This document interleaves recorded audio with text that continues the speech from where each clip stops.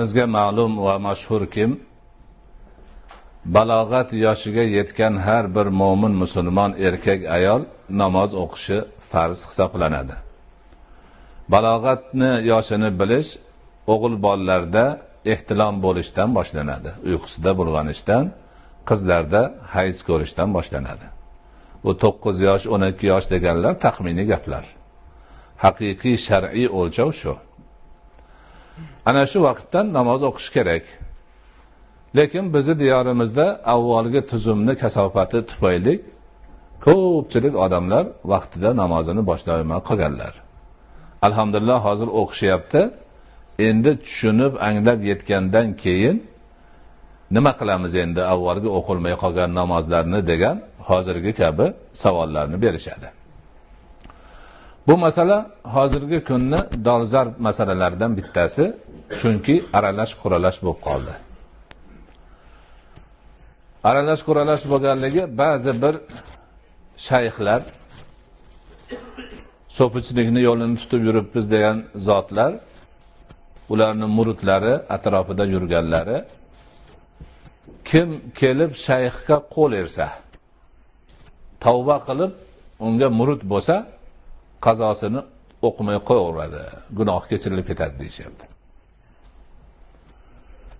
Dalillari, hujjatlari nihoyatda zaif, yo'q.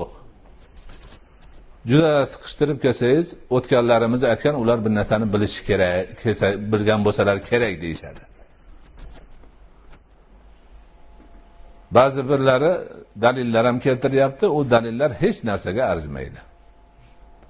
Hamma kitoblarimizda, fiqh kitoblarini hammasida, hadislarni shu fiqhga oid to'plangan jamoatlarda hammasida qazo namoz bor. Bir ibodatni o'z vaqtida bajarish ado deyiladi. Vaqtidan kech qolib bajarish qazo deyiladi. Haligi aytgan zotlar juda ham savodsiz odamlar, shuning uchun qazo degani o'ldi degani, o'lgan namoz bo'lmaydi ham deyishyapti. Bu juda ham kulgili narsa. Ya'ni shariatdan, ma'rifatdan, bu demak fiqhdan zarracha ilmlari yo'qligi, johilligini yorqin bir namoyandasi shu. Demak, kishilar namozni vaqtida o'qiy olmay qoldi, qazosini o'qishadi. Payg'ambarimiz alayhisolatu vassalom o'zlari Qaybardan kelyotib, sahroda tong paytida sahobalar bilan yotib uxlashib qolgan va turganlaridan keyin bomdodni qazosini o'qishgan. Mana shu narsani o'zi qazoni shariatga kiritish uchun hikmat yuzasidan Alloh taolo qilgan ish. Bo'lmasa payg'ambar alayhisolatu vassalom uxlab qolishlari mumkin emas. Boshqa hadislarda ta'kidlab aytganlar, mani ko'zim uxlaydi, qalbim uxlamaydi deganlar. Shu payg'ambarimiz alayhisolatu vassalomning shaxslarida qazoni qandoq o'qilishini ko'rsatib qo'yish uchun Alloh taolo mana shu hodisani o'zi bo'lishini iroda qilgan. Shuningdek, Xaybar urushida dushman bostirib kelib, xavf-xatar kuchayganligi uchun kunduzgi namozlarini o'qisholmagan, dushman bilan to'qnashib turib, keyin hammasini jamlab kechqurun o'qishgan. Mana qazo namoz bor. Shuningdek, Rasul akram alayhisolatu vassalomning hadislari bor. Kim namozidan uxlab qolsa, uyg'onganda o'qiydi. Kimning namozi esidan chiqib qolsa, esiga tushganda o'qiydi deganlar. Mana shu hadislar, hujjatlar, dalillarni jamlab fuqaholarimiz aytadilarki, har bir odam o'zi qazo qilgan namozlarini chamalasin. Chamalab turib, asta-sekin o'qishni yo'lga qo'ysin, qazosini. Tirikchilikdan ajrab chiqmasin. Bordi-keldilarini yig'ishtirib qo'ymasin. Oddiy turmushini, maishatini davom ettiraversin, lekin bo'sh vaqtida qazo namozlarini o'qishni yo'lga qo'ysin, deyiladi. Qolganlari maslahat. Men ko'proq aytamanki, mana 5 vaqtda o'sha namozni, misol uchun peshinni o'qiyotgan vaqtingizda yo oldin yo keyin 2 ta 3 ta qazosini o'qib qo'ying. Bir kunda 3 kunlik nima qazo ketadi. Asrda ham shunday qilinglar, shomda ham shunday qilinglar, xuftonda ham. Bu qoida emas, maslahat.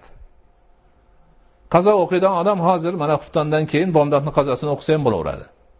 Peshinni qazosini ham o'qisa bo'laveradi. Asrni xohlaganini o'qiveradi. Vaqtida qachon xohlasa o'qiveradi vaqtini topganda. Muqim bo'lib turib, o'zini uyida, diyorida yashab turib qazo qilgan namozlarini to'liq o'qiydi. Musofir bo'lib qasr o'qish kerak bo'lgan namozlarni qazo qilsa, unlarni qasr o'qiydi. Vitrni ham o'qiydi qazosini. Farzni o'qiydi, sunnatlarni o'qimaydi. Ana har kim qo'lidan kelganicha o'qiversin. Qabul qiladigan ham Alloh, kechiradigan ham Alloh. Haligi qazoni o'qimasa bo'laveradi, shayxni qo'lini olsa-yu, bay'at qilsa, tavba qilsa uni oldida deganlarga aytiladiki, qaranglar, bu sizlarning gapinglar umuman asosi yo'q. Dalili ham yo'q. Lekin mayli, kelinglar, hamma dalil asoslarini tashlaylik-da, aqlimizni ishlataylik. Hozir sizlar bilan biz ixtilof qilib qoldik. Birov qazo o'qiladi deyapti, birov o'qilmaydi deyapti. Xo'p, sizlar o'qimayapsizlar. Hozir anig'ini bilmayapmiz. Anig'i qiyomatda chiqadi. Qiyomatda borganinglarda o'qish kerak edi deb qolsa nima qilasizlar? Biz o'qib qo'yamiz, qiyomatda o'qimaslik kerak edi desa, o'qiganimizga savob bo'laveradi yana. Ziyoda bir ibodat sifatida yozilaveradi, lekin o'zi o'qiladi, u aniq. Biz bularga demak, aql jihatdan ham to'g'ri ish qilmayotganlarini isbotlash uchun shuni aytamiz. Shuning uchun qazosi bor odamlar juda vahima ham qilvormasin. Oho, bunchani qachon o'qiyman deb. Yoki dangasalik qilib, endi anolar o'qimayapti, men ham o'qimay qo'yaveray demasin. O'qisin, qo'lidan kelganicha harakatini qilaversin. Haligi aytganimizdek, qabul qiladigan ham Allohning o'zi, gunohni kechiradigan ham Allohning o'zi, hammasiga shu chin niyat bilan, banda ixlos bilan amal qilib tursa, inshaalloh oqibati yaxshi bo'ladi.